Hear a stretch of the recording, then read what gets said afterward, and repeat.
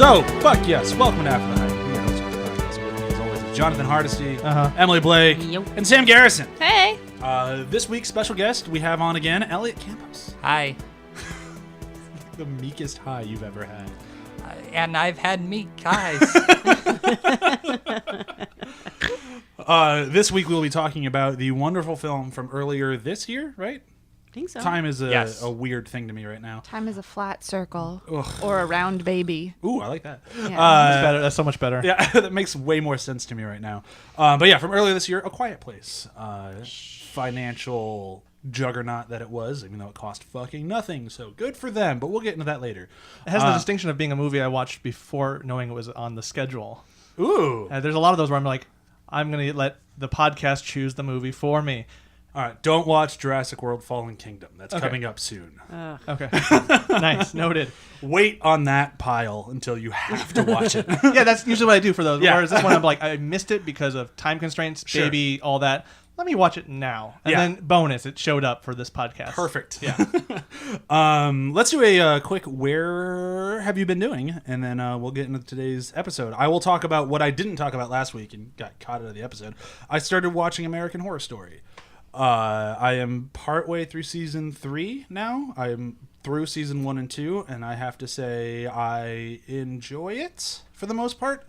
I like it when it does weird things. I don't 3 like... is what? The Witches one? Yeah. I think that's where I jumped off after Okay. Witches. Halfway through, I jumped off. I've heard Witches, it's either you quit in Witches or you love how stupid it is. And I'm like, I'm not sure where I'm at yet. I'm only like 2 episodes in. There were a lot of points where I almost quit in season 2 because that was the Asylum one, right? I loved Asylum. I thought that was really cool.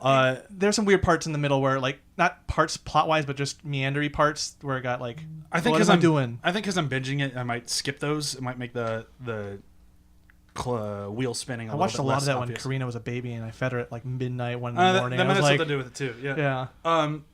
My major thing with the show though is like, and maybe it's just I'm more adult now than I was then. I don't know, but I'm kind of tired of seeing rape in movies and TV. I'm just kind of done with it. Yeah. Really over it. And 100% of the time, it's never about the victim. Yeah. They forget about, like, they don't care. Yeah, like, And it's in the filmmaking choices down to the T. They don't care about the victim. yeah, and it's so like it's making me not really enjoy American Horror Story very much because I'm like, all right, well, I got through this season here, and there was a couple things I didn't like, but I'll move into it. And then I start Coven, and the very first episode, a girl Yeah. gets drugged and gang raped, and it's like, what the fuck? Like, I want to enjoy forgot the about show. that. I honestly Fuck, do yeah. want to enjoy it, but like every time this happens, it's like, why am I wasting my time with this? It's like, unfortunate because there's cool ideas. There's some yeah, cool premises exactly. in there. And that's Yeah. that's what's kept me is like there are good things in the show, but every time that happens, it's like, all right, I'm almost like if there's another one in this season, I'm fucking out, and then I'm just done with it because I don't need it. The first season did get me though. It was a very gotcha for me in the reveal. Yeah, it's I didn't see that one coming, so I was very happy to be surprised. but it was still clearly a rape, and then it's like, but who raped her? No. And it's like that's the No, mystery. not the rape. The reveal of she was a ghost the whole time. I figured that out immediately. Like that was one of those yeah, I like that it was distracting But- enough to where Either way, I would say it's a good show. I'm not sure if I love it or even finish season 3, but it's been interesting to see what people have been talking about for now 7 years, and I still might watch. years. Wow, yeah. I might watch Cult just because I want to see the Trump season because I think that's an interesting idea. But And they're bringing it all back together with like the apocalypse or whatever. yeah, that doesn't look very good. But who knows? Either way, that's it for me. Yesterday, my partner and I went to the Korean movie theater and tried to watch a Korean movie called The Great Battle. It's not good. Don't watch it. We walked out. The what? The Great Battle. One of the most egregious line crosses in the history of line crosses. It pissed me off, and I was very angry until we walked out. Because there's a scene. You walked out of it. We walked out of it. I don't walk out of movies, my partner does, and I couldn't argue against it because it was really bad. It just wasn't getting any better. In that, like, there's a moment in the beginning when there's this huge battle, and there's these two dudes who are roughly the same age. They're dressed in the same military uniforms, and they have this exact same haircut. And there's one of them runs up to the other one and says, "We gotta retreat, we gotta retreat." And then a guy comes up, and we're on the opposite side of them. And the bad guy murders one of them. But I wasn't sure if that was a line cross. I was like, wait, did they just cross the line? But because these two guys, it's not because they're both Asian. They were dressed the same, wearing the same haircut. And we flipped the line, and I was like, wait a minute, which guy just died? And it was about 5 more minutes before someone said a name, and I realized which dude was actually dead because they crossed the line on the scene. And from that point on, I know. So from that point on, I was like, why did you do that? And because we had just met these characters, this was like the introductory scene. Yeah, jeez. have you ever seen like a war movie? And in the beginning, every single dude looks They look exactly the same. Yeah. So we didn't. So we left the movie. We went back to his place and we watched Police Story, which has just been remastered.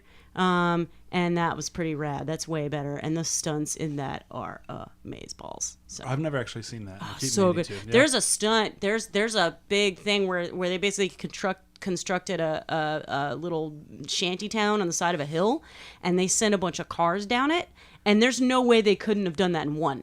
Like, it had to have been done in one because they destroyed so many things. There's no way to reset that. So they sent cars, like, through this little shanty town, blowing shit up over here, crashing here, doing this. And they probably had, like, 5 cameras on it. And it is balls. You're just, like, looking at it like, oh, now that I know filmmaking, I look at things like that. And I'm just like, oh, my God, the work that went into destroying everything in this scene is amazing. It's kind of awesome. It is very awesome. Yeah.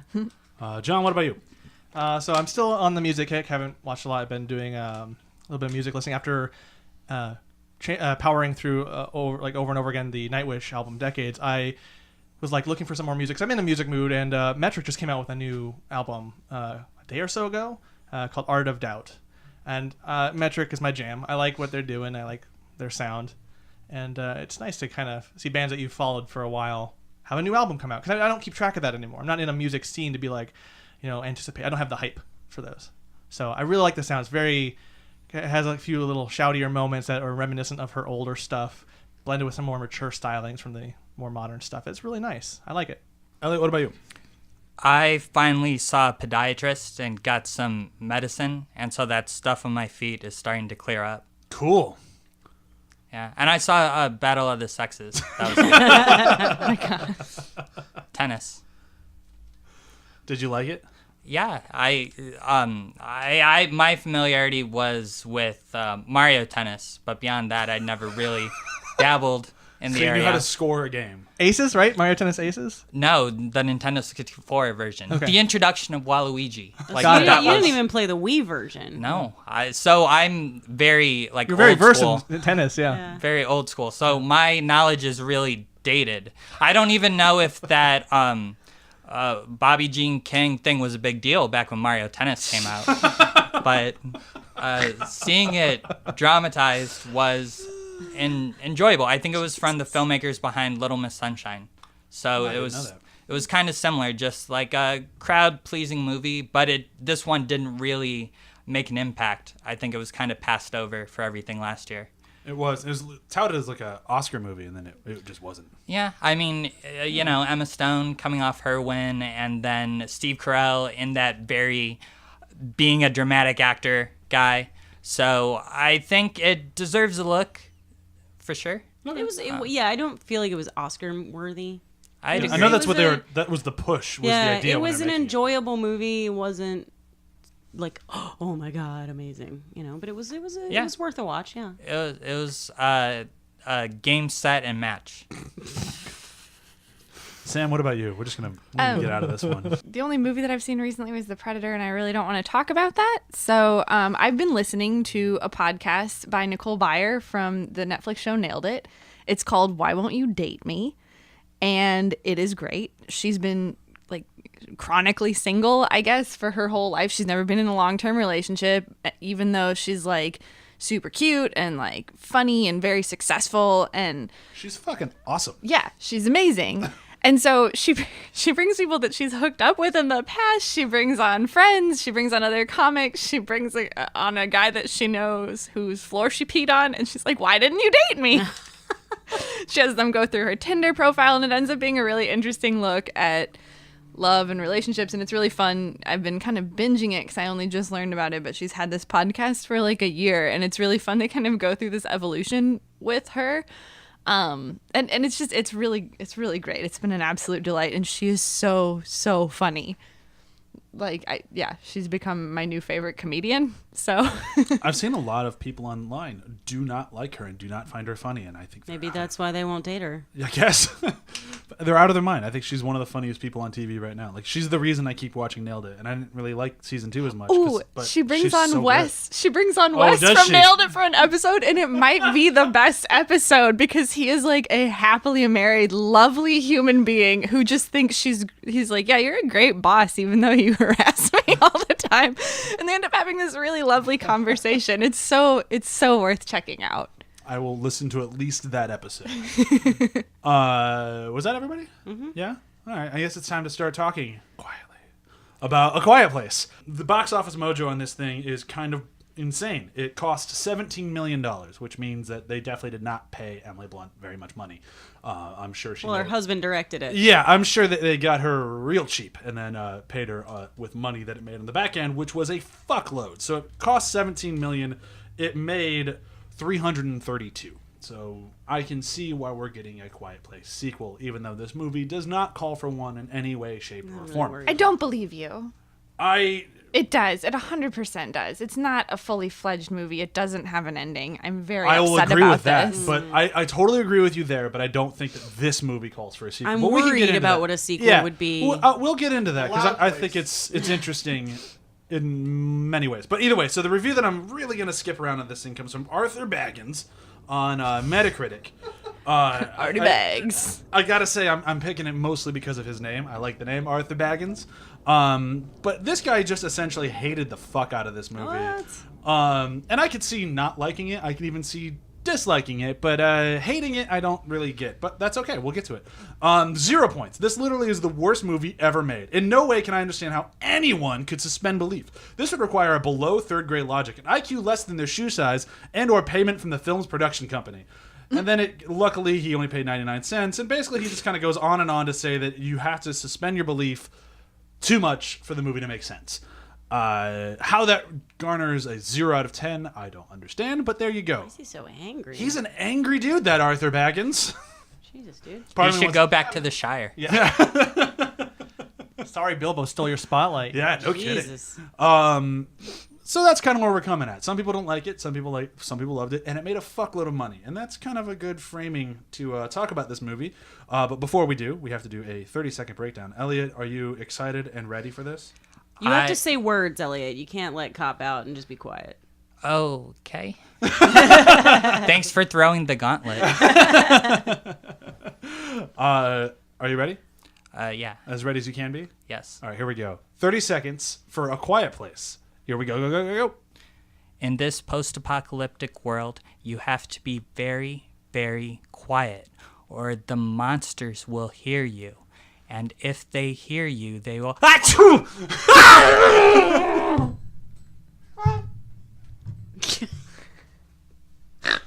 I don't know how long to let the silence go after that. I think that was enough time to say that you failed, but it was entertaining, so I'll allow it. Okay. Perfect. That's exactly...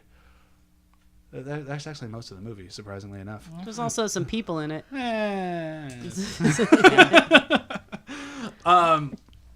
So the thing that I actually want to start with this thing is kind of little to do with the movie, but I find it interesting, and I think it's a good place to start. This was originally bought by Paramount to be a Cloverfield sequel. That makes sense. Could have been. It could have been. It would have been a worse movie, I think, though. Although it might have fed more into the lack of an ending that Sam had a complaint for, because if it's a Cloverfield sequel, none of them really have endings. They all kind of have like an open door, like, there's going to be more. And that's kind of what this one does, too, but... I think just by putting the Cloverfield name on it, it does bring baggage to it, as opposed to just being an original story where you go in without those kind of preconceptions. I mean, like watching the Cloverfield Paradox, like when you play that up on Netflix, like just sitting down, you're like, okay, I'm going to expect like A, B, C, and D. Just because J.J. Abrams has these kind of tropes that anything associated with him usually demonstrates. Yep. So I think it definitely worked not to have it have that title on it because it made a lot of money.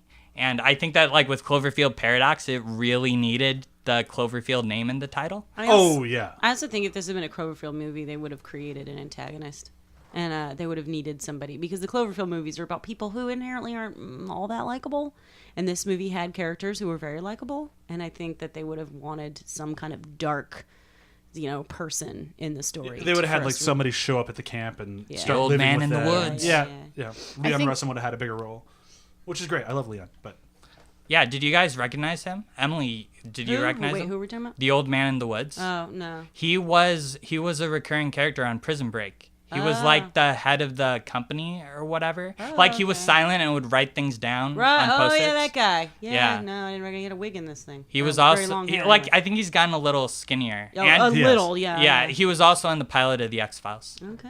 I've asked him to be on this show a few times, and his schedule is completely nuts. But he's a very nice guy. Yeah. He's coming to my Starbucks all the It's time. fun to watch on some of the, like, a really bad really bad seasons of Prison Break, but he really was an interesting character. What's his name? Wasn't it like the chief or something? I forget. It was something. Yeah, it was definitely something, but it was something Accurate. like that. It was like the general, I think, or I don't know. Yeah. And I could have this wrong, but I believe that he and John were in a play together, and that's how he convinced him to do this one cool. bit part in this. Neat. Because I know they're friends, because he posts on Facebook about him constantly.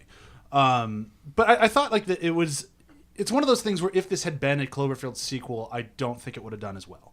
Or I mean, there's that chance it would have done better, maybe, because people are like, oh, I liked 10 Cloverfield Lane, maybe I'll like this one. But I think, kind of like to what Elliot was saying, I think this thing needed to stand on its own to be the movie that most people enjoyed. Well, not having seen it, I've been like, well, this is so similar in feel to 10 Cloverfield Lane. Like, there would be like this disappointment that it was like, oh, another one of these smaller movies. Like, Yeah. why didn't they do something? It's kind of like Cloverfield's kind of in this weird catch. Like, they have their own. They've painted themselves into a little weird thing. Yeah, Cloverfield Paradox was a bad move. But like that's where they felt like they had to go, and that's Yeah. where like it would have felt like having like this would have been felt like a Quiet Place paradox. Yeah, or like yeah. Cloverfield. I mean, Because Overlord that's coming out from Bad Robot is also not a Cloverfield movie. Right. And it was originally supposed to be. So I think that I don't know, I'm wondering where the Cloverfield franchise is going to go. That's what's interesting. It sounds like nowhere after Yeah. Paradox. Which is unfortunate because it was like on Netflix. I mean, I know it was like fucking Paramount, man. Like if it weren't for Michael Bay and Platinum Dunes, they really wouldn't have much at this point. Because that was the other fascinating thing about this was like Michael Bay co-produced it because John worked Yeah. with him on 13 Hours. I love this weird friendship that they formed because it's completely incongruous in my mind. Like, I feel the same way about the relationship between, like, whenever I found out that Emily Blunt and John Krasinski are married, I'm like, really? Yeah. She is so far out of his league. But then I watched this movie, and then I was like, all right, I get it. Well, the thing is, I love when movies like this are good. Like, it's because passion projects usually don't turn out too great because you're getting favors, and favors are wonderful. I ask for favors all the time, but you never. It's different when it's somebody else's passion and you're showing up because they need your help. And I feel like everyone showed up like top of their game for this thing, and I think that really helps. Like, because if this movie had just been kind of like, John wanted to make a horror film, so we're kind of helping him out a little bit, it wouldn't have worked. And I think everything in this movie, essentially, for the most part, works. Yeah. But let's talk about some of the stuff that doesn't, because there is a lot of stuff that, much like our friend, how do you call him, Artie Bags? Was that Artie it? Bags. Artie Bags. There is a big suspension of disbelief to buy into this movie. Did anybody else have a problem with that? No, I didn't. no. No. for me, it wasn't the suspension of disbelief that made it difficult. It was like my biggest beef is with the ending because I felt like the human story was unearned. The way that it kind of resolved between the father and the daughter. And then the way that it ended, I was so mad at the ending. I haven't been this mad at the ending of a movie since Gladiator, and that was a very different kind of anger. Maximus deserved better. What were you mad about? About this movie? Yeah. I just, I didn't think that his act of sacrifice, it felt so meaningless because it rendered the family so vulnerable. It wasn't an act of love. It was an act of stupidity. And I didn't love, she just, cocks a gun and is ready to go. And it's like, dude, you're stuck with 3 kids and a baby. Even if you defeat these 2 things, it just all felt so hopeless. I totally, the end of the movie. I couldn't get around that. When Chewie and I walked out of this thing, I said it was the most disappointing ending since Edge of Tomorrow. And Edge of Tomorrow, I also loved the movie. It's a great movie. But the ending just didn't click for me. And I had the same thing with A Quiet Place. Like, I love A Quiet Place. But the ending, I totally agree. It just doesn't quite click. And I think it's mostly because we spent the whole movie going very, quiet, if you will. Like everything's kind of played down, you know, it's serious, you know, and then action things will kind of happen, but it's still just kind of like we want to keep these things contained. At the end of the movie of Emily Blunt, who, mind you, just had a baby and is standing up firing shotguns, like, and then She also just watched her husband die on camera. She just had a baby, though. The bottom half isn't working very well. She's not. Yeah, okay. Yeah. That's the suspension of disbelief. All right. Yeah, but like so she'd be motivated for sure. But I agree. Like the death doesn't really motivate the rest of the movie because all it does is make them more vulnerable and more likely to die. I think I saw it very differently. I think in that moment he was like, well, like he said to her, they know what to do. They have worked really hard. He knows she'll protect them. He knows they can protect each other. And at this very moment, they're about to die and he can't stop it. He's seriously injured. He's about to die anyway. That's true. Yeah. So he's like, there's only like if they die and he lives, what good is he then? But he can get them through this next moment and let them take it from there, but that's all he can give them. So I think that was the scene for me. Here's the thing is if the movie had ended after that, I think I would have liked it more. I think if it had ended with, all right, we got through this, the emotional punch is done, and they're going back to their family, and they need to figure a way to get out of this fucking farm now because all the things know that they're here. I'm more into that than seeing the very, like, The movie changes genres at the end. Yeah, exactly. It promises not the same movie. So that's why it's weird that But they're I feel making like a sequel that's like, because well, yeah, okay, they're making now, the next sequel has to be the action film. Yeah. which is Because okay. it's okay, but I don't think they want to make the action film. What worked well was what they did in this movie. They want to do this again. Yeah, more. It's like, well, no, like, you didn't. You stopped. You stopped this genre. Let's not worry about what the next movie is going to be as part of discussing this. Sure, movie. but no, but my complaint is more of what he's saying. Like the change of genre, like the whole, and this is again the suspension of disbelief that I think like these were the things that bumped me. Was you have the entire world. No one thought these things only hunt through sound. No one in the entire world thought to try to use sound against them. We don't know that. They can't communicate with anyone in the entire world. So people might have figured it out. We don't know, but also it's unique to her because it was a hearing. I mean, how would they have come up with the right frequency? It was just a fluke that they found it. Yeah. But I also think as for her cocking the weapon, there's only 3 in the area. Yeah, that's true. I mean, that's true. so they realize that these 2 coming for them are the last ones, and then maybe they can try to find a way to continue getting on the radio and letting other people know. Kind of like Independence Day, where they're like, let them know how to take these bastards down, I also wonder if... I also wonder if they're isolated because they're in a small town and if maybe people are kind of quarantined in cities. But that's the thing. I feel like there's so much more to this world that I wanted to know. I feel like for Emily Blunt's character to have earned that gun cocking moment after giving birth and stabbing herself in the foot and having tetanus, she's gonna die of tetanus, you guys. That's a horrible way to die. It just but invites anyway, those questions. Though. Yeah, that's it what really I mean. invites it, like I you wish said. we had seen more from her. It felt very much like he was the provider of the family and he handled all this stuff, and we didn't really see her. We saw her being a mom, which is great, but I wanted to see more of that prepperness from her, especially because she is the one that's having to do all the hard work of care, having a baby in silence as not a Scientologist, It's just I just wanted more from these characters so that those moments felt earned instead of just oh yeah, that would happen, I guess. I don't know. This is one of those movies too where I saw it on home video after the fact. I didn't get to see it in theaters, and I feel like I kind of missed out on some of the experience. I felt the opposite because I was thinking as I was watching this movie at one point, I said something to the characters. I'd been sitting inside, and I very rarely, I'm usually half on my phone watching movies at home. I very rarely can I pay full attention. This movie, I didn't touch my phone except to look at one person on IMDb. And I was just sitting. I was looking to see if the girl was actually deaf. Oh, yes, she is. Yeah. And as I was watching this movie in complete silence, at one point I was like, oh, no, don't.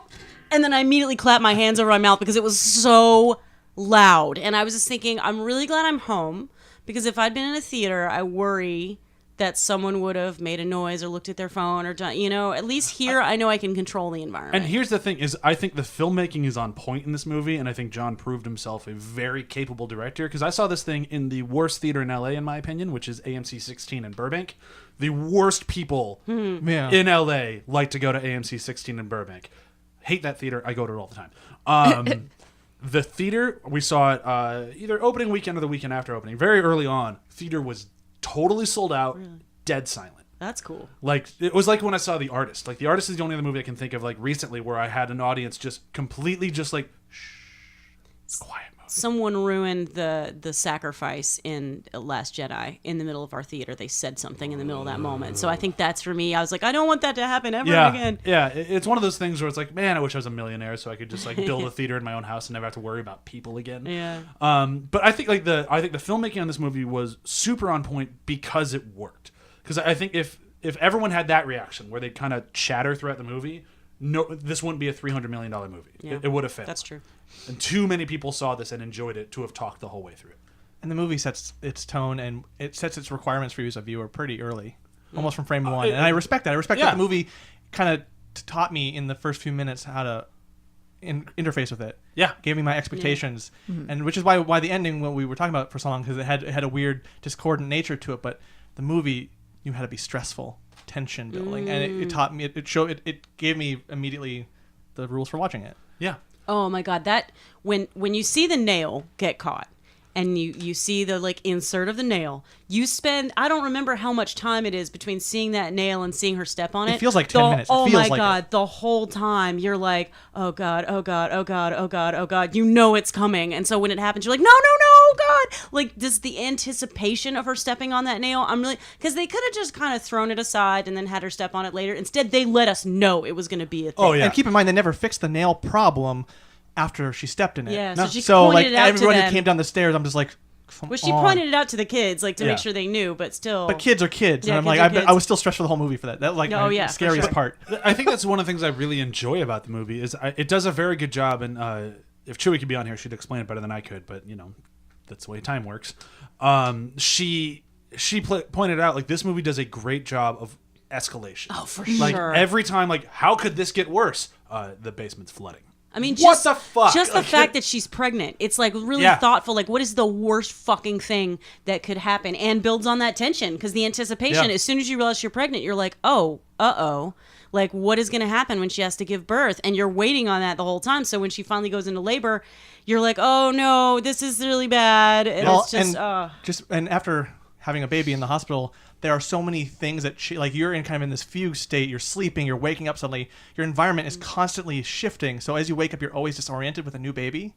And the movie captures that stress almost perfectly. Yeah. Where like you wake up suddenly the week, what's wrong? She's not moving. What's going on? Where is she? Yeah. Like that immediate like. Oh, kinda- she's floating away from you in the she's floating away. in the And- That was horrifying. And Oh I don't know if that as a parent immediate like 100% goes away. You just kind of push it back to the back of your mind where you like Yeah. someone like the baby cries or something happens and you wake up like what's going on? What's wrong? Immediately crisis. You're trying to find exit points. Like you're doing like survival things unconsciously, and the movie really kind of tapped into that for me. Yeah, it did. Sorry, go ahead. I was to say, and then when the creatures destroy that whole like house above them, I was like, oh fuck, you can't rebuild. What are you gonna do? You can't hammer. Yeah. So it's like an even like everything is just bad to worse to worse to worse to worse the whole movie. They need to do the logical thing and move next to a waterfall. That was actually as a joke, but I want to talk about it a little bit. I think that's my favorite moment in the movie. And I as much as it's my favorite moment in the movie, I feel like we got robbed a little bit when they didn't bring the daughter. I understand why he didn't, like from his character's point of view, but I feel like because I was saving it for the end. We'll get there. I think the strongest thing in the movie is the daughter. I think she's amazing, and I can't wait to see her in every movie she's in after this. And I think anytime they take her away from the movie, they're making a mistake. And that moment, they really let the son have a great moment, like a really emotional punch where he gets to tell his father, "You're being a jackass to your daughter," and it's this really cool thing that I didn't expect from this movie. And I really wish the daughter had been there, but I still think that just that heart punch moment of the movie was just very, very well done and great. It was Okay. it was also an actual break in the tension, like a real true. They got to speak to one another. We got to hear their voices, which kind of helped us feel a little bit more of their character. Yeah. And it was all completely safe. Like we as an audience got to breathe. So I think we got to savor that emotion. And that's why it really was sad the daughter wasn't there because she was so compelling. Yeah. I don't know. I see what you're saying. At the same time, that was a very important moment for the boy. Like, Yes. I think what was really cool, and you might blink and you miss it, is that kid was very meek. He didn't want to be tough. He didn't want to fight. He didn't want to do all these things. And I mean, the first time we meet him, he's sick. And he was like all scared. And at the end, when the dad sacrifices himself, while she, the daughter, is freaking out, he hits the emergency brake and sends the truck down the trail. He has got the presence of mind to not look at dad and not, I mean, he screams at dad to try to save him, I guess. But then he has the presence of mind to be like, oh, let's get the fuck out of here. Let's go. I can't waste time on that. And I thought that was such a great little arc, is that like he was the one who ended up being totally with it while everyone else was freaking out in that. I totally missed that. That's Yeah, actually a really good that's point. cool. Like, yeah, Good that's really well done. Like, Yeah. and that's what I mean. Like the filmmaking in this is really on point. Like they did a very good job. But let's talk a little bit about the daughter. Elliot, do you have anything to say about her? You've been quiet for almost a solid half hour. Yeah, I'm getting into character. Yeah, so I watched. Did any of you guys see John Krasinski? He did some variety, like breaking down a scene YouTube video. No, I'm trying to remember which scene it was, but I remember one point that he brought up was that the actress, I think her name is Millicent Simmons. Millicent sounds right. I'm not sure about the last name. Is it Okay. Simmons? I think so. He was saying that for him, that was a non-negotiable aspect of the movie. Like, he had to have a deaf actress in this part because it wasn't just to accurately reflect the character, but it was also so she could give him insight as a storyteller to be able to, do the sign language stuff correctly and also find ways of expressing emotions in ways that wouldn't just be obvious. It's kind of like if you go to Google Translate, go to a language, it's going to be really mechanical. But if you actually are talking to a native speaker, they're going to be able to, here's the kind of a slang or the dialect of that region. And one thing for her, that young actress, she isn't just a very good sign language speaker, but she's also a good actress because she was actually the one who told John Krasinski to not just say I love you, but to say I've always loved you. And I feel like that makes that scene a little more effective because part of the arc of the story is that the Millicent Simmons character, she kind of carries guilt with her because she gave the rocket to her younger brother, and that led to his death. So that's definitely a fucked up thing to carry on your shoulders as a young child, and especially with that kind of disability she has. I mean, I've definitely had medical things in my past where you can kind of feel like you're a burden on your parents sometimes. So I feel like she's extremely an emotional centerpiece for the movie because there's got to be a part of her that thinks that she's more trouble than she's worth for her parents. It's really like I love both the fact that she thinks that she's responsible for her brother's death. She feels like a burden on her parents, and she's not aware of the fact that literally everyone but maybe her brother also feels responsible for her brother's death. Like they all think it was their fault. And it speaks volumes to both her and everyone in the movie that it's clear they don't talk about it. Like they might talk about him, it doesn't seem like the type of family that closes themselves off to the memory of the one who passed away, which does happen. It feels more like he died, it was brutal, let's not talk about how he died. And it's interesting because at different points you can totally see they all blame themselves. Oh God, that scene of Emily Blunt talking about I could have carried him. Yeah. Like, oh yeah. No. Yeah, and I think too, like they're amongst themselves, they can kind of subconsciously communicate that with each other. So even if they don't know, there's kind of like this sense that that you all blame yourself. Like you can kind of pick up on that on cues, but no, because the son literally has to ask his dad, "Do you blame her?" And it's like, and that's the thing. No. That's what I was going to get to is like with John Krasinski's character, like he plays it very guarded, and it's very interesting to see that dichotomy between them. Like, of course she's going to be worried and blame herself because she's seeing that in his eyes, and he's not giving her anything. And so it ties to what you were saying, where I've always loved you. Like that's such a good gut punch, and just because you can't help. Like sometimes you can tell with it's easier to tell with maybe your mother, or your sisters, or brothers how they feel about you, how they see you. You can kind of see yourself through them. It's a lot harder with a father figure to see. Yeah, when I was growing up, my dad didn't really say I love you a lot. And when I was looking back on it later, I was like, oh, well, he didn't say the words "I love you" a lot, but like through all of his actions, through what he did with me and helped me do, like it's very apparent from hindsight that, oh yeah, clearly he loved me as a child. But when you're a kid, it's like if you don't specifically have it spelled out for you sometimes, you think, oh, well, mom says I love you to me more, so I guess mom loves me more.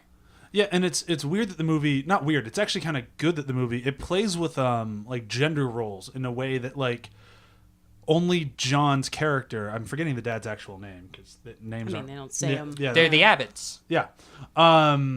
But John's character really is trying to follow standard gender roles according to like the American. They're whatever. farmers. Exactly. Yeah. Like it's like the son will take over when I pass away. The mom has babies, and like, well, shouldn't we bring the sister on the hunting trip? Like, no, she's a girl, and it's like, and I like that like everyone else in the family is just kind of letting him do that while they all disagree with it. Like the rest of everyone is preparing to live life.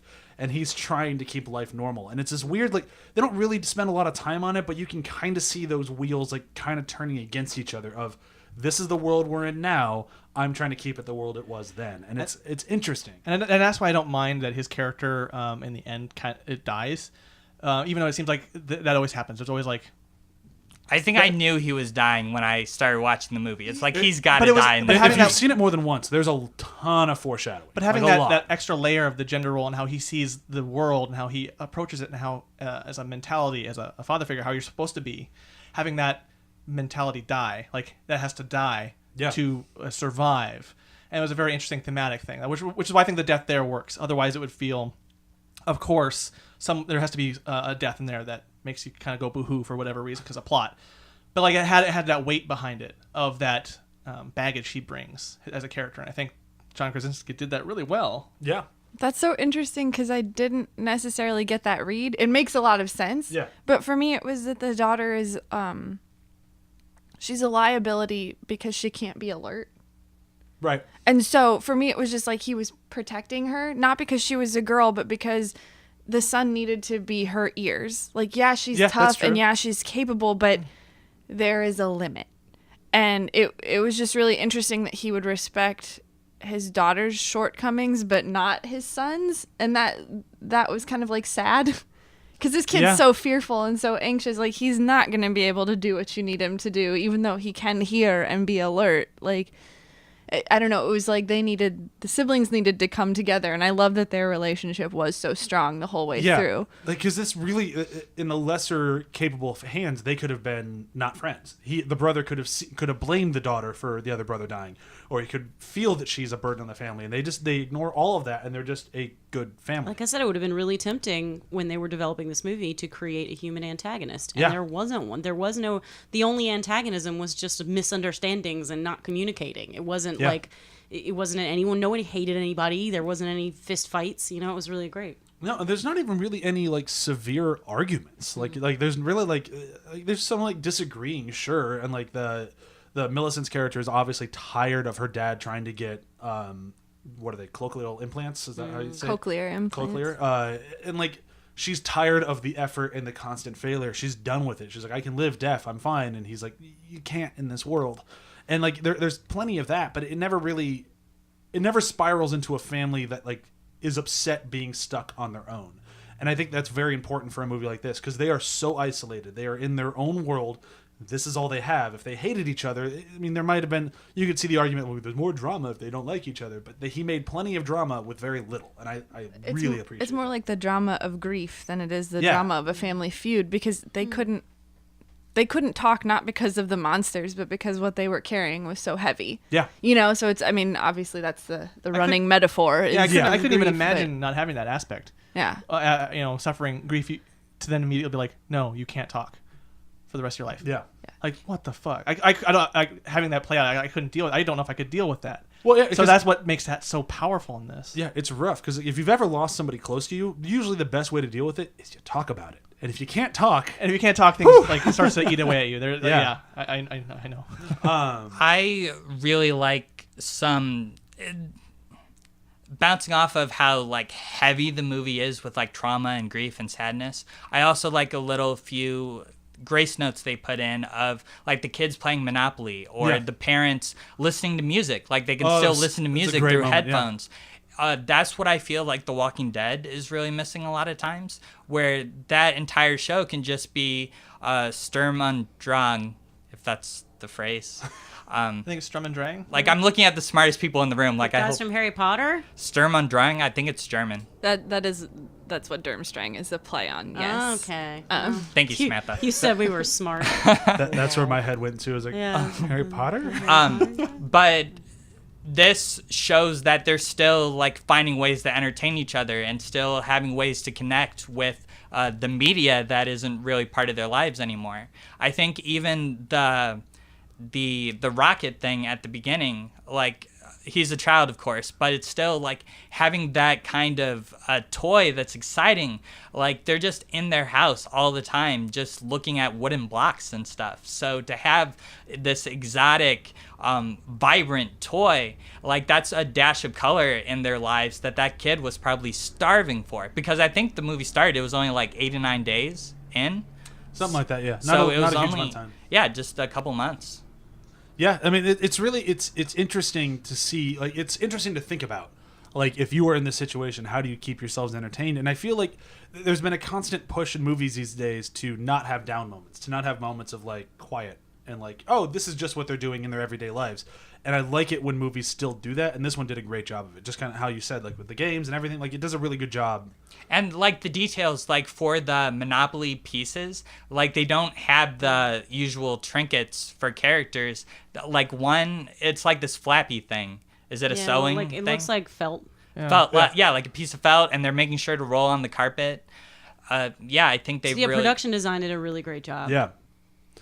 Yeah, and I really like the one thing we haven't really talked about much is I like the soundproof basement they were making.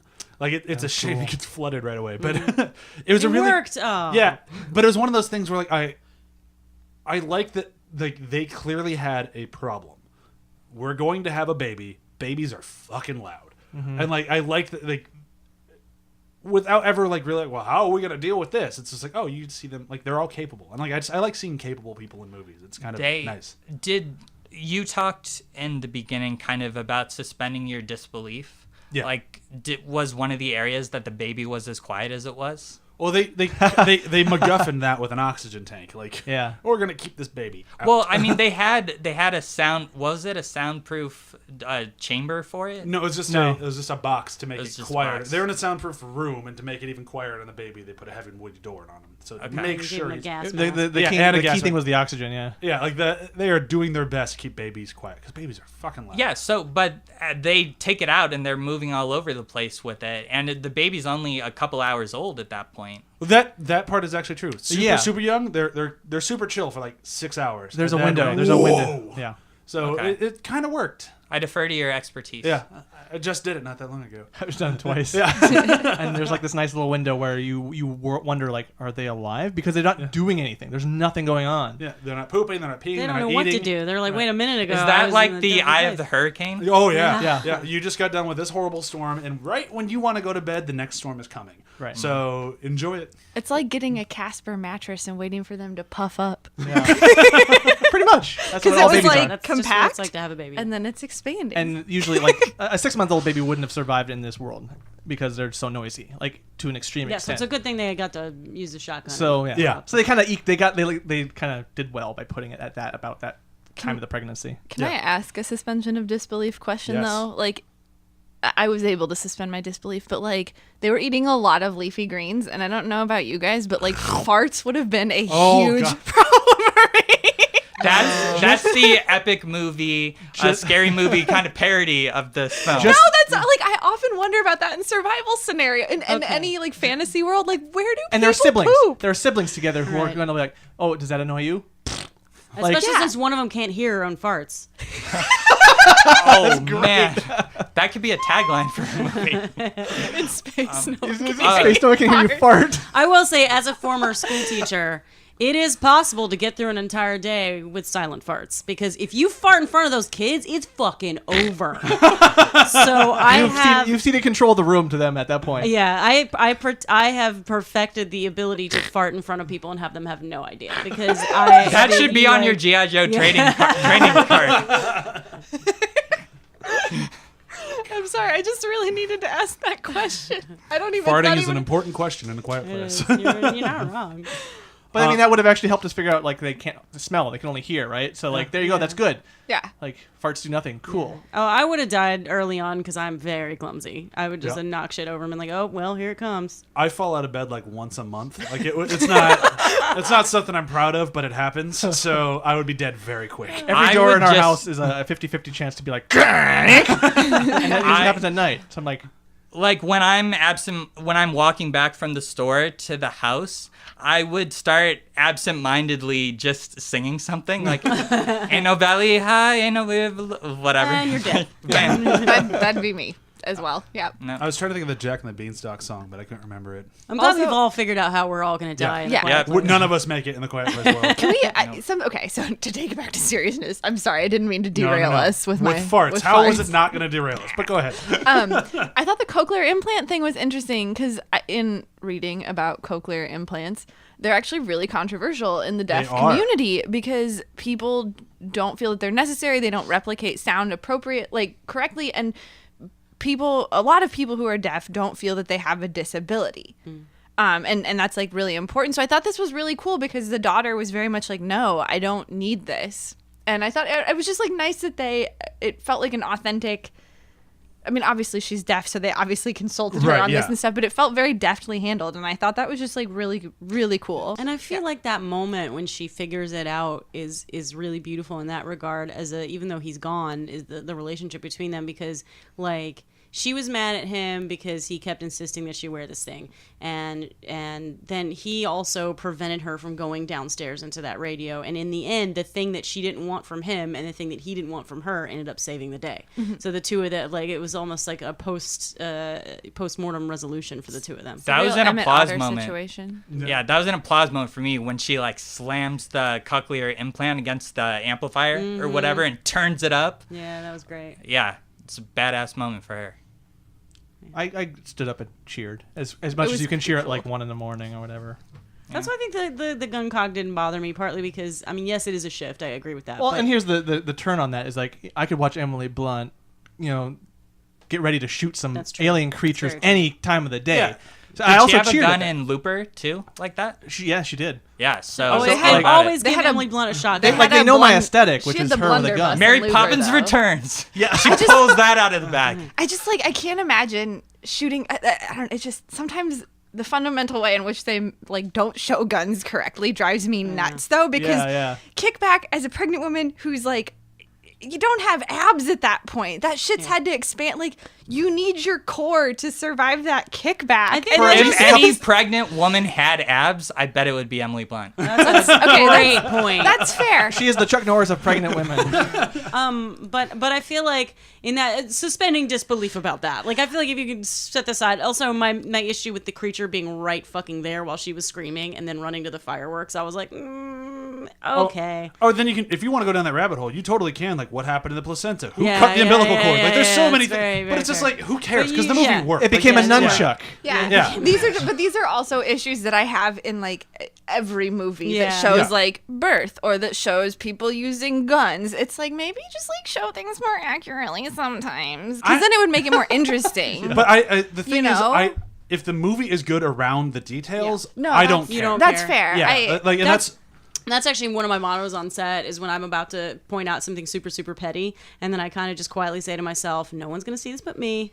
It's fine. I Like, think that's- I think- it's fine. If people are looking at this tiny detail in the corner, then the movie's got bigger problems than Yeah. that. My I think issue that- with guns is also generally like I feel we have a problem with them in this country, and I Yes. feel that if they were more accurately portrayed in media in the same way that like they stopped showing smoking or like we're like, oh, this is a deadly thing, so only bad guys should do it, I think that maybe we could clear some stuff up. So, but that's like more just me like You should watch soapboxing. Sorry, not to derail for too long. You should watch Straight Back on Cinemax because Okay. they're like their whole thing is realism in how like tactics and all that stuff. Interesting.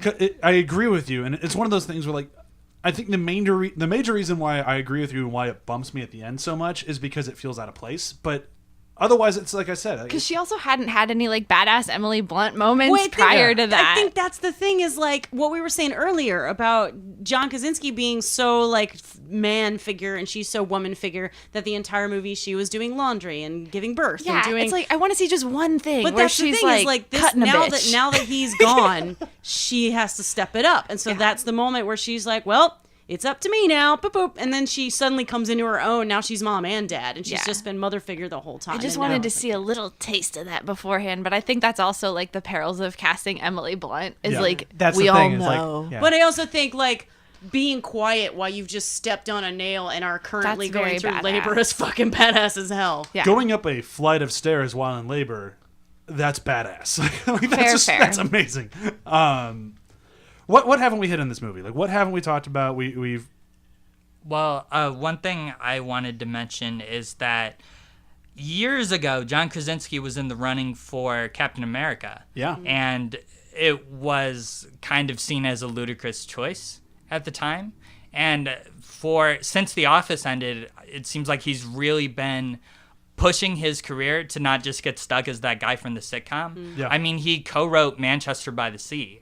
He's really been pushing himself behind the camera, and 13 Hours and Jack Ryan, and now like with this movie I feel like he's really gotten out of the Jim Halpert shadow, and like I'm not seeing too many Twitter jokes about him like looking into the camera distressed anymore, and particularly with this movie A Quiet Place, because it was so like big and successful and made a pop cultural impact. I think the comparison to use Star Trek The Next Generation terms is that in this movie he really grew the beard. Yeah. There you I go. get that reference. I do too. Captain America reference on top of that. Oh, my Oh, god. wow. Yeah. That was We'll come super full nerdy. circle. Yeah. I'm totally into him being him and Emily Blunt being Fantastic Four. So into that. Oh, yeah. It's not gonna happen, but I'm so into it. If it This does. is why I was kind of disappointed Chewie wasn't on this podcast, Yeah. because I know she watched Jack Ryan. Did anybody else? Yes. Jack Ryan. Okay, so how is he on that show? He's good. He's really good. Where would you rank him in the Jack Ryan? The Jack Ryan hierarchy. Yeah, exactly. Thank you. Shit. I mean, look. Well, Chris Pine's number one, right? Oh, stop. Stop. The Shadow Recruit. So, well, everyone, like literally everyone is better than Ben Affleck. I am a better Jack Ryan than Ben Affleck. Forgot Ben Affleck. Some of all fears. Oh yeah. You're not, right. okay, I Alec thought Baldwin's that number one Reindeer- for Yeah. me. I thought that Reindeer Games was a Jack Ryan movie because I'd never seen it and didn't know anything It about sounds it. like it would be a Jack Ryan movie. It Yeah. is so much worse. Never watch it. That is one of not. the best horrible movies ever That's made. bad. Everyone should watch it. Like Ho ho ho. it was. It Is was that the some, one with the Elvises? No, that's No. 3,000 Miles to Graceland. Yeah, okay. It was the one somehow. with the Santas. It was like Similar, as though. it was as bad as Geely. Like Ben Affleck has had 2 Geely level turds in his career. That's insane. But anyway, so it would be Ben Affleck, Chris Pine, Harrison Ford's my favorite, but Alec Baldwin was great, and I John just love the Krasinski. Hunt for October so much. It's really good. But yeah. Wait, so are you saying John Krasinski is on top? No, I'd say he's like 2 or 3. He's like he's a good Jack Ryan. good Jack Ryan. He's not a bad Jack Ryan. He's sincere. Like I like, and especially in this movie, you get his sincerity, which is interesting because he played Jim as a very not sincere guy. My so biggest it's beef really- with Jack Ryan was his love interest because every woman on screen was a better actress than her and had more chemistry with John Krasinski. And at one point, they literally dressed her like a Cookie Monster. But yeah, I don't What? know. So into Wait, the show what? now. Like No. the blue Do fuzzy not costume? explain that at all, please. I just need to I see don't it. remember that. How can you forget that blue sweater? It was No, hideous. stop. Okay, sorry. Stop. Anyway, I Oh, need now to you experience just this fresh. demystified it. Falling down on the Yeah. job here. All right. Cancel the podcast. We're going to watch it. Back Yeah. to Quiet Place. Is there anything that we have not hit in this thing, or should we move to our quote, not quotes? I was just I think we saying. hit everything actually. Yeah, I 'cause mean, it's very It's a straightforward very trim movie, and Yeah. it's Yeah. tight. Yeah. And Just I the think use that deserves a shout out that it's a very tightly paced and trim movie. And Yeah. God, I love that type of movie. Like, Yeah.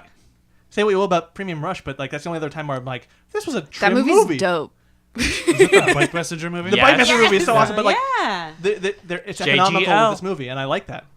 yeah. Movies don't have to be like 18 hours. I felt the same way watching this movie that I felt about watching somewhat, but really reading the script for Gravity, which is where the whole way through the script for Gravity and the whole way through this movie, I was just like, oh God, oh God, oh God, oh God. And that's because there's such effective use of dramatic irony in this film, where we, the audience, constantly know something that the characters don't know that is going to get them killed, and we're freaking the whole time because we're just like, oh God, no, please, just turn, or like when that creature comes up behind her and you're just like, just turn around, and then when the thing squeaks, you're like, oh no, you don't know, like, you don't know what we know now, and you just spend the whole movie just freaking out at these people, and it's great. It's nice to Can have you do a commentary for this movie? I would so Right? download that.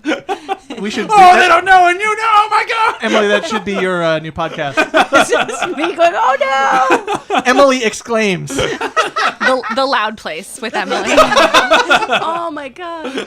Don't go in there. Oh no. Hells yeah. No. Oh my God. That would be like the simpler You version crossed of- the line. Yeah. Oh. Yeah, I'm so into Nice. this. I want to download this 8 I don't know. times. She's like, well, now I got to do this and the dog podcast. That's a lot of work. Oh man. There couldn't be a dog in this movie. It would have been too sad. Yeah, the dog would have died. I mean, any dogs would be dead. Oh, yeah. Dogs are all dead. My Those dog is. poor raccoons ate it. How- My dog can't even breathe quietly. How long do you think the population of Earth lasted? Because they show like a newspaper at one point, and it's like I was thinking, wait, news printing is loud that's as super fuck. loud. It had to have been like isolated in pockets. It couldn't have just been like worldwide all over the place at once. There's only 3 of them. I mean, In this area. It's gonna in this area though. Yeah. But still, it's gonna take a while for them to kill every single person in it. So it wasn't like an Independence Day invasion where they're like over every major city. It had to be because I think although we're in a rural area. Yeah, so it True. could have been every major city, I- and now they're I- just getting out. Yeah.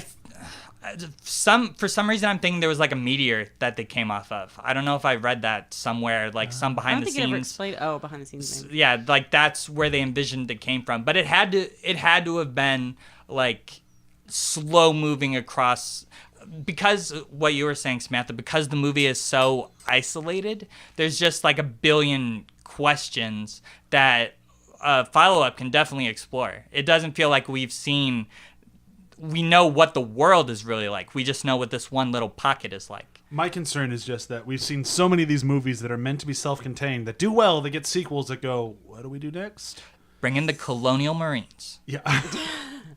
But I That's think happened too many times. Farts. Farts. I think if they though, Quiet if Place too. they'll approach Fart it noise.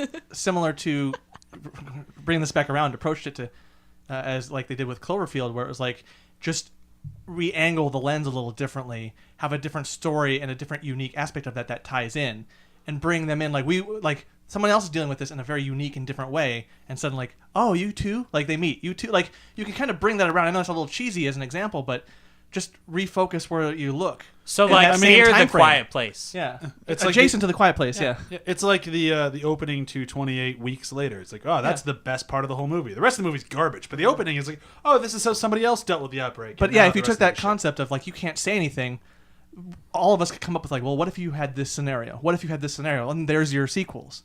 Yeah. Keep everything after they figure out the solution, because that's not interesting. Just we win because we figured it out, and getting that information out there, that's just as how it's going to go. But all the stuff during that period of time is still interesting. I'd have a Saint Bernard in a helmet. And what happens if So they no get one could smart, hear like her. the tomatoes from Attack of the Killer Tomatoes, and they wear earmuffs? Oh. Yeah. Right? Right. There's a reference for you. I am now like obsessively thinking about how farts are gonna get us all killed. in the film. Like I can imagine someone just sitting there and you can't control it sometimes. It just being like, "Prrr," and everyone's like, no, and then you're dead. Especially if I was eating leafy greens. Like the only thing in my garden They're right taking now. a lot of Beano. Yeah, the only thing in my garden right now are like kale, and we're growing Brussels sprouts and peppers. Like that Good is God. a recipe for disaster. The Quiet Place requires a soundproof bathroom. Like, just Oh requires my it. god, yeah. Yep. Yeah. All right, let's move into quotes. In a movie where no one talks. In a movie where no one got talks. one. So I will accept favorite moment if you do not have an exact quote. I'm fine with that. But Elliot actually has a quote, so go for it. Yeah, so I like the moment where it's kind of early on in the movie, I think, where John Krasinski and Emily Blunt are in the basement together, and you're kind of just getting to know the characters. And John Krasinski sweeps his hand over his face, which means like beautiful, and Emily Blunt just like enlarges her cheeks because she just feels like bloated and stuff. Yeah. Because she's pregnant, and that's something that's really cool, just in terms of saying a lot about the characters without actually having to vocalize it. Yeah. Just like without having to say like them both having to say like I love you, he can just say like you're beautiful, non-verbally I feel fat, like I didn't say anything about that. Yeah, I thought that was a very nice little moment. Yeah. Mine is also just kind of more of a moment than a line, but there's a line attached to it, and it's when John Krasinski goes, woo! And it's not just because of the line, it's because it's more of the reaction to the line of the kid, like, why are you killing us, Dad? Like, it's just a really great, like, no, like, we're next to the waterfall, we can say whatever we want. Yeah, and just seeing the relief on the kid's face of, like, I can yell right now. It's a beautifully acted, wonderfully shot. Like, it's just an awesome moment in this movie. I loved it. I love the word rocket, which now I know the sign for from watching this movie. But the use of the word rocket, in the beginning, the kid thought the rocket was how they were all going to escape. And then the rocket is what got him killed. And then later on, the rocket is what saved his mom. And so I love that moment when the dad was like, rocket. And I was like, aw. And then he set off the fireworks and you're like, oh, that little boy's obsession with the rocket like came back. And it was almost like he was saving his mom. It was really, really cute. Did you think about Rise of the Planet of the Apes? Why Cookie Rocket? No. I did not. Does anybody remember I that? will now.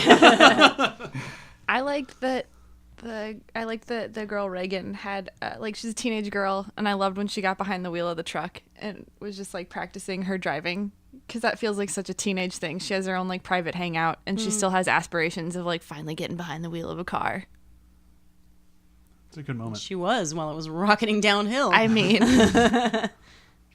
Well, we've brought it up already in the episode, but when she wakes up to the flooding down in the basement, and that first moment of just assessment, where is everything, what's going on, that hit me very viscerally, and it stands out the most in this movie just because of how much it was like I was freaking out. I was like bouncing in my seat, trying to not like okay, focus, what's going on? Like if I yelled at my screen, I would do that, I would exclaim at it, but it just that stands out to me, and it's my favorite moment in there. Just that tension that I don't get that a lot in like tense movies or scary movies, because I don't generally feel very scared or tense because of some of the artifice. You watch enough of these, you're just like, okay, but this really cued in on it and like manipulated me, and I was like, I kind of like that. That works. Yeah. Review system. Movies where isolation plays a theme. Oh, okay. Yeah. Castaway. Oh, that works. Yeah. That was an easy one for me. I love Castaway, and again, the way it tugs on your like emotional, visceral reaction to things. So that scene where he pulls his own tooth out is just like, oh God, it's more me going, oh no, at the TV. And you could argue he doesn't pull his own tooth out. He Well, smashes it out with a rock. Yeah, that's true. With a skate, with an ice skate. That's right. Yeah. Yeah. Whoa. Yeah, it's awful. It's a rough scene. I'm gonna go for Attack the Block. Isolation is it's a little sketchy on it, but it still kind of works for me. Mostly because it all is in their neighborhood. Like it's not global taking down. They're going after the block, and it's up to these kids to defend their block. And I love that. Like it's one of those things where it's kind of like this one. It's like, well, how would the world deal with this? Doesn't matter to this movie because it's all about how these kids deal with it. And I love just kind of. it's also about people learning who don't normally communicate with one another. Yeah, Learning. exactly. Yeah, communication plays a huge part of that thing, because here's a whole bunch of ruffian kids and people who are just trying to get by, who do not speak this, like it's both English, very different types of English, and they need to learn how to communicate and actually go towards the same similar goal. Great movie, Attack the Block. Believe it. I'm gonna go with an interesting one is maybe a stretch, maybe not, but I'm gonna go with The Raid. Okay. Because they start off with like the safety of it and come in. They're isolated. They get into the building. They are isolated from each other, and they have to learn to communicate with fighting. But like they learn to communicate with each other with fighting, but You just lost it. You were doing so good. Communicate with fighting. Like Jim Cotta. Oh. Yeah, but there you're is a right. lot of isolation in that movie, and having to readjust how you approach the problem and ingenuity through trying to traverse that building. I'm gonna go with Hell in the Pacific. It is a World War II movie with Lee Marvin and Toshiro Mifune. Get it? And and it's basically two people reenacting the Pacific Theater in World War II. They're isolated on this island, and the ending is tremendously disappointing and weird because it had to be recut for a studio. But yeah, so it's a wonderful allegory, in that this was in the same way this was an allegory for grief, and the ending just didn't quite track. That works. I would say Open Water, Okay. which you have a man and a woman isolated, alone, and I mean, there's the potential for children later in their lives if they manage to escape, and they're surrounded by very scary monsters, which are even scarier because they're real. Okay. All right. I want you to pitch every movie from now on. Okay. If you don't want to watch it after this pitch. That's Elliot's podcast. It's just Elliot pitching movies. It's like a 15-second podcast. People will be into it. Mm-hmm. Yep. That's all I'm good for. Just 15 seconds. Call it fever pitch. There you go.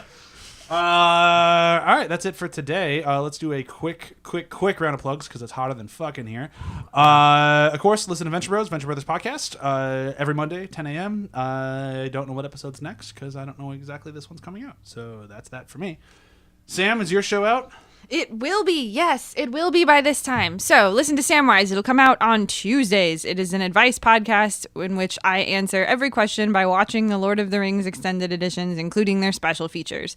If you wish to ask me a question, send me an email, sam.wise.ath@gmail.com, and I'll be setting up a Google Voice number soon, just not yet. Oh, you can have a phone number? I know. That's It's crazy. so legit. Bells and whistles all. This is like some Fraser Crane shit. I know. God, I wish. I love Frasier so much. Anyway, so in addition to all of that, visit athpod.com. We have a new article every Wednesday and most Fridays. So Mondays you got Venture Brothers, Tuesdays Samwise, Wednesdays article, Thursdays After the Hype, and Fridays another article. Most of us around the table have written for it, will write for it. We're all really talented. That's true. That's accurate. Oh, and follow my dog on Instagram at Saint_Lottie, Laddi. She goes on great adventures. Anybody else have anything to plug? That was it. That was good. I'm on Twitter at Elliot Campos. What happened to Escape EL? I had to make it into a name that people could say on podcasts. Ah, got it. Makes sense. So I'm going to say goodbye. Bye. See ya.